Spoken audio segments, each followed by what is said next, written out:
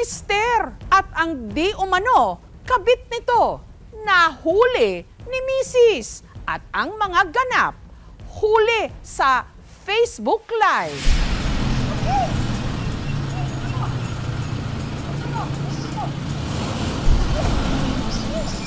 Sa videong ito, makikita ang isang ginang na lakas loob na hinarang ang isang delivery truck. Pero wala raw siyang balak na saktan ang kanyang sarili. Ginawa lang daw niya ito para mapilitang bumaba ang mga sakay ng truck. Hoy, ano ba? Ano ginagawa mo dyan? Na walang iba kundi ang kanyang mister at ang di umano kalaguyo nito.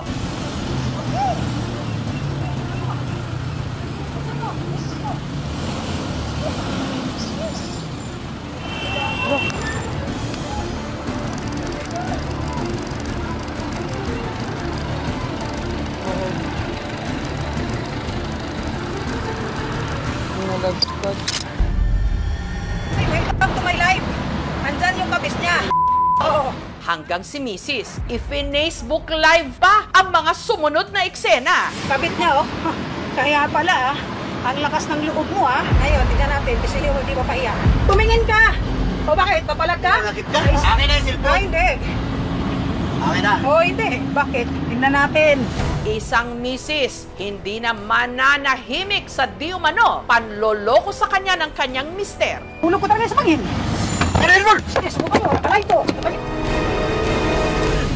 Live tayo para makita nila. Ang babaeng nag-live matapos mahuli ang kanyang mister na may kasamang iba, si Stella. Naiika-ika. Ito pala yung sugat ko, medyo magaling na nung time na nakaladkad ako, ito yun. Ang mga tinamong sugat ni Stella sa tuhod, unti-unti na raw naghihilom.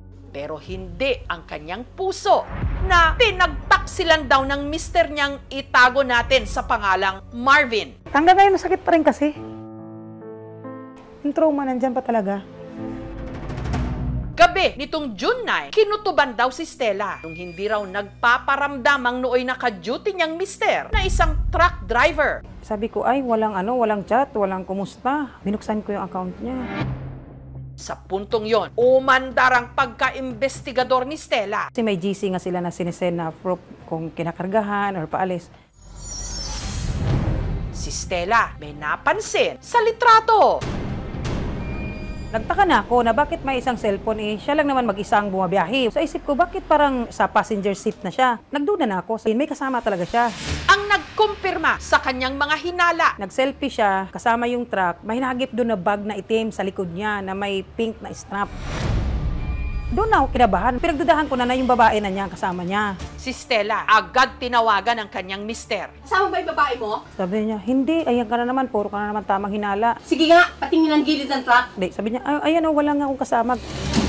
Pero dahil hindi raw siya kumbinsido sa paliwanag nito, nagdesisyon siyang puntahan na si Marvin sa pinagtatrabahuan nito sa Taguig. Samahan ko raw siya kasi nga malakas to ang kutob na talaga daw niya na magkasama yung asawa niya at yung kabit.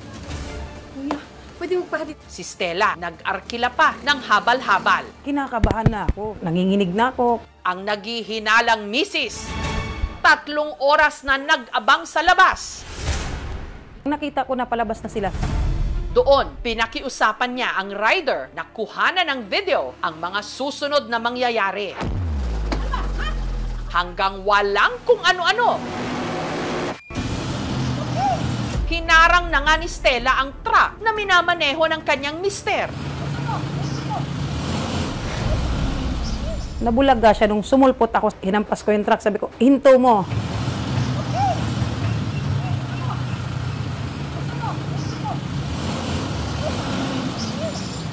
Siyempre, takot na takot. Siyempre, asawa ko yan eh.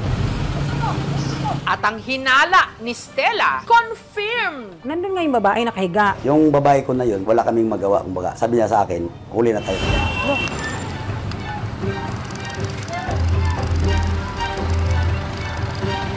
Paggilid ko, tumakbo siya. Kaya ang ginawa ko, sumabit ako doon sa side mirror.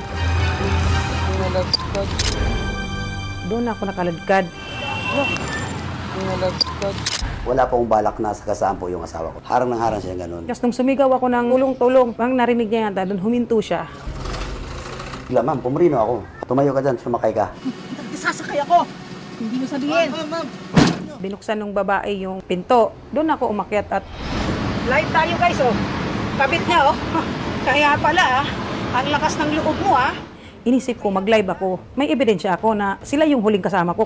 Tumingin ka, kapal naman mukha mo. Diyos ko po, mahiya ka pa, mukha ka namang ingrown. Yung babae hindi nagsasalita, tinatago niya yung mukha niya. Ano to, magtakip? Di ba makapal mukha mo? Di ba makapal mukha mo? Yan ang kabit niya. Hiya, takot. Akala mo talaga sa akin hindi mataas yung instinct ko na magkasama kayo, no? Tingnan natin kung saan mo kayang kampihan yung kulasisi mo. Kasi gusto niya nga agawin yung manubilat. Akin na yan, akin na yan. Akin na yan, akin na yan. Tumahimik ka! Akin na yan, Nanginit tayo mga bangga! akin na yan, akin na yan. Akin na, umalis ka dyan, tumabi ka dyan. Sige, hagis mo. Hagis mo. Hagis mo. Akin ang Eh, cellphone! hindi, subukan mo. Akin na. Akin na. Hanggang sa kalagitnaan ng kanilang bangayan, ang mag-asawa nag-agawan pa sa cellphone na hawak ni Stella. Akin na yung cellphone! Ay, hindi. Anak ka na Bangga ko talaga yan, hulog ko talaga yan sa pangin. Akin na yung cellphone! Sige, subukan mo, alay ko. Umalis ka dyan, tumabi ka dyan. Huwag mo saktan! Oh, kapal, concerned sa kabit. Pakialam mo ba? Oh, Paano ba humantong sa ganito ang kanilang relasyon? Taong 2006, nung ikinasal sina Stella at Marvin, nagkaroon sila ng 3 anak. Mabait naman talaga siya pag wala siyang pasok. Tumutulong. Yung mga anak niya, pag gigisingin na lang niya, kakain na kayo. Nako, yung bunso namin, sinusubukan niya. Pero nito lang Marso, si Stella may natuklasan. Di umano, si Marvin may ibang karelasyon. Nag-text yung babae, sabi niya, Par, nireplyan ko na, bakit? Hindi siya nag-reply. Tinawagan ko. Sa number ko, hindi sa number niya. Sumagot babae. sino to? To, bakit nagtitext ka sa number ng asawa ko? Di pinatay ng babae. Nag-text yung babae. Ay, wrong send lang po. Kinutuban na ako.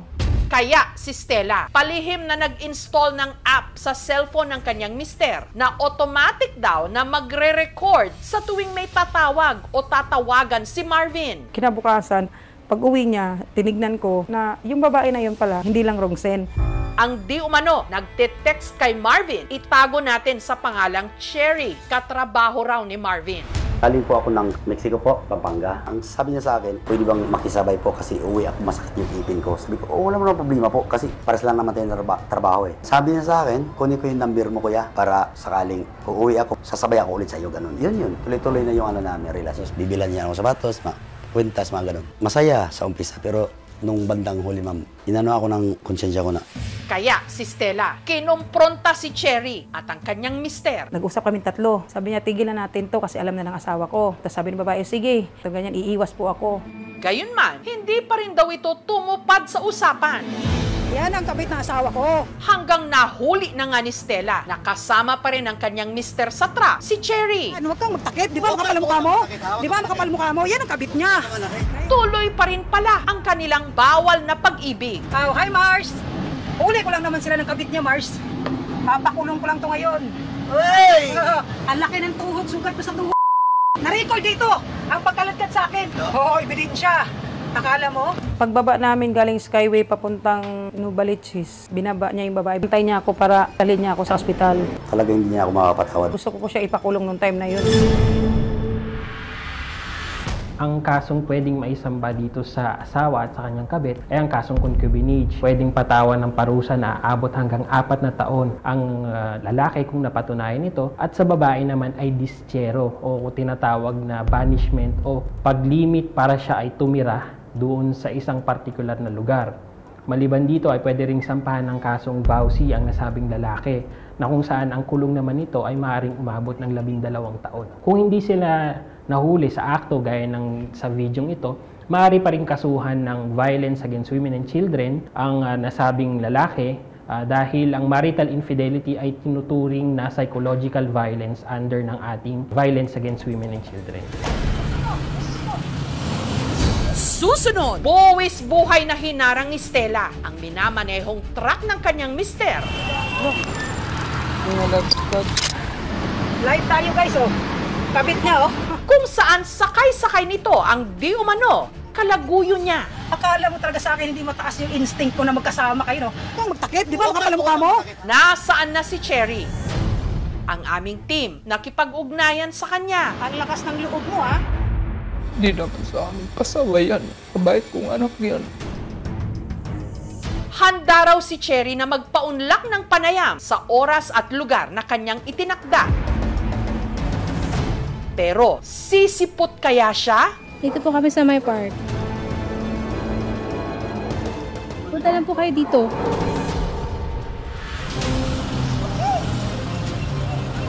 Wala nang makahaharang sa mga umiinit na tagpo. Sa aming pagbabalik. Buwis buhay na hinarang ni Stella ang minamanehong truck ng kanyang mister. Live tayo guys, oh. Kabit niya, oh. Kung saan sakay-sakay nito ang di umano kalaguyo niya. Akala mo talaga sa akin hindi mataas yung instinct ko na magkasama kayo, no? Tingnan natin kung saan mo kayang kampihan yung kulasisi mo. Hulog ko talaga sa bangin. Yes, mo kayo, nakalay to. Nakausap ng aming team sa telepono si Cherry, ang di umano third party sa relasyon ng mag-asawang Stella at Marvin. Tumingin ka, kapal naman mukha mo, Diyos ko po. Mahiya ka pa, mukha ka na mag-ingro. Magpapa-interview daw siya sa oras at lugar na kanyang itinakda. Dito po kami sa my park. Punta lang po kayo dito. Pero hindi siya sumipot.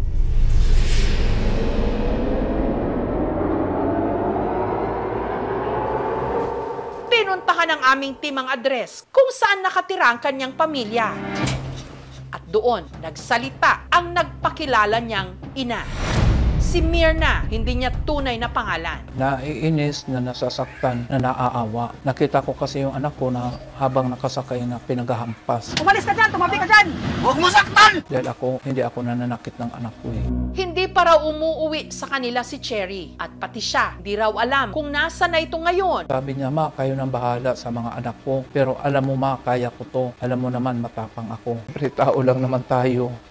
Hindi naman tayo perfecto. Doon naman sa mag-asawa, ako na lang humihingi sa inyo ng pasensya na ano man nagawa sa anak ko.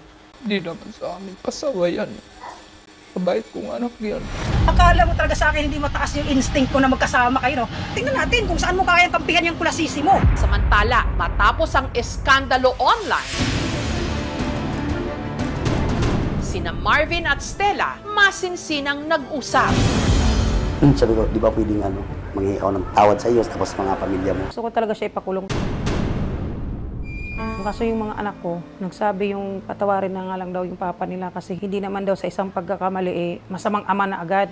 Sa ngayon, magkasama pa rin sila sa iisang bubong. Hanggang ngayon masakit pa rin kasi. Kahit yung sugat mo, hindi pa nga magaling. Ano pa kaya yung sugat? Yung trauma nandyan pa talaga. Kahit magkatabi ko matulog, nakayakap ako, nangihingi pa rin akong pasensya sa kanya bago ko matulog po. Para mapatawad lang niya lang ako. Sinasabi na naman niya na araw-araw nagsusorry siya, babawi siya, ganyan. Mapapatawad. Hindi naman agad-agad eh. Para tulungan sina Stella at Marvin, inilapit namin sila sa marriage counseling. Kapag meron kayong bagay na hindi nakakaintindihan, dapat pinag-uusapan ninyo. Kung hindi pa, mag-consult sila sa mga professional na pwede tumulong sa therapy. Sa totoo lang kasi, wala talagang tama or maling konfrontasyon eh. Kung susugod kayo, make sure na talagang totoo. Yung hinala nyo, meron kayong ebidensya. Kabit niya, oh. Kaya pala, ang lakas ng loob mo, Infidelity yung 21.4%. Yung latest stats na lumalabas mula sa National Demographic and Health Survey, may statistics of 2003. Kaya lang at the same time, may caution sila na sinasabi na yung pagtaas baka dahil lang sa reportage rather than ng akto na pagtaas. Karapatan ng babae na maging panatag siya sa kanyang pakikipagrelasyon, sa kanyang family life. Hindi kailangan ng babae ang lalaki para maging buo. Pwede siyang maging buo on herself, At kahit na may anak siya, pwede siyang maging buo na meron siyang anak na sinusuportahan. Yung pagkakaroon din ng babae ng emotional support from friends, yung kanilang social network, yun ang kanilang magiging pamamaraan nila para yung kung meron man silang dinaramdam emotionally or otherwise may tutulong sa kanila.